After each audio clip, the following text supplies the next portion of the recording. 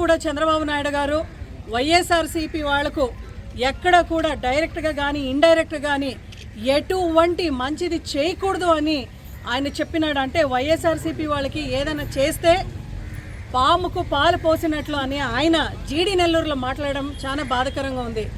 ఇదే మాట జగన్మోహన్ రెడ్డి గారు ఆయన ముఖ్యమంత్రిగా ఉన్నప్పుడు చెప్పింటే ఈరోజు నిజంగా టీడీపీ పార్టీ అనేది ఉండేదా? ఒక చేతిలోనే ఖచ్చితంగా వైఎస్ఆర్సీపీ క్యాడర్ చూసుకునేవాళ్ళు. ఈరోజు కూటమి ప్రభుత్వం వాళ్ళందరూ కూడా ఇట్లా పారాడుతున్నారంటే ఆ రోజు జగన్మోహన్ రెడ్డి గారు పెద్ద మనసుతో తన మన అనేది లేకుండా పార్టీల అతీతంగా, కులాల అతీతంగా, మతాల అతీతంగా అందరికీ కూడా సంక్షేమ పథకాలు ఇచ్చినాము. కాబట్టి ఈరోజు వైఎస్ఆర్సీపీ వాళ్ళు ఈ రోజు కూడా కాలర్ ఎగరేసుకుని మేము ఆపోజిషన్లో ఉన్నా కూడా ఊర్లో పోరాడుతున్నామంటే అది మా జగన్మోహన్ రెడ్డి గారు పుణ్యాన్ని వల్ల అని అందరూ కూడా గమనించుకోవాలి. అదేవిధంగా 50 ఏళ్ళకే పెన్షన్ ఇస్తామని చెప్పి ఈరోజు కూడా బీసీలందరూ చేతిలో ఓట్లు వేయించుకొని చంద్రబాబు నాయుడు గారు ముఖ్యమంత్రిగా కూర్చున్నారు. అయితే ఈ క్షణాల వరకు కూడా బీసీల గురించి ఆలోచించలేదు. పవన్ కళ్యాణ్ గారికి ఒకటే మాట చెప్తున్నాం.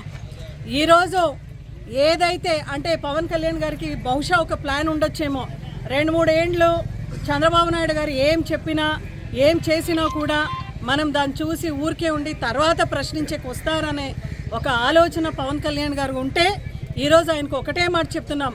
దయచేసి ఏదైతే అన్యాయం చేస్తున్నాడో చంద్రబాబు నాయుడు గారు ప్రజలకు మీరు ఇప్పుడే ప్రశ్నించాలి. ఇది తర్వాత మీరు ఎప్పుడో ప్రశ్నించి ప్రజలందరూ కూడా ఒప్పుకోరు. ఈరోజు చంద్రబాబు నాయుడు గారు చెప్పినారు వైఎస్ఆర్సీపీ వాళ్ళకు డైరెక్ట్గా ఇండైరెక్ట్ ఏది మంచిది చేయకూడదని చెప్తున్నారు. దీని గురించి ఖచ్చితంగా పవన్ కళ్యాణ్ గారు, పురంధేశ్వరి గారు కూడా స్పందించాలి అని కోరుతున్నాం.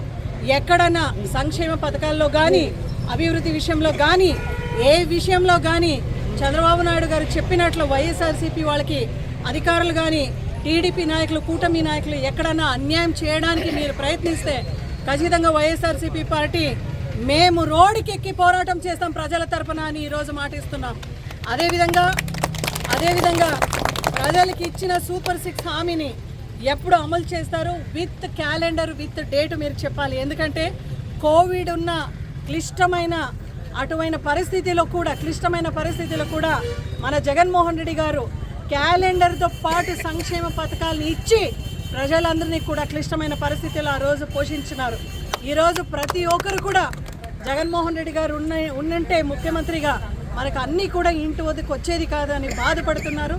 అటువంటి ప్రజలందరికీ కూడా వైఎస్ఆర్సీపీ పార్టీ తరఫున ఒకటే మాట చెప్తున్నాం. ఖచ్చితంగా ఈ 4 ఏండ్లు ఏదైతే అబద్ధాల హామీలు ఇచ్చి వీళ్ళు కూర్చున్నారో మేము ప్రజల పక్షాన నిలబడి ఖచ్చితంగా పోరాటం చేస్తాం అని కూడా ఈ మాట వైఎస్ఆర్సీపీ పార్టీ తరఫున గట్టిగా ప్రజలందరికీ కూడా చెప్తున్నాం.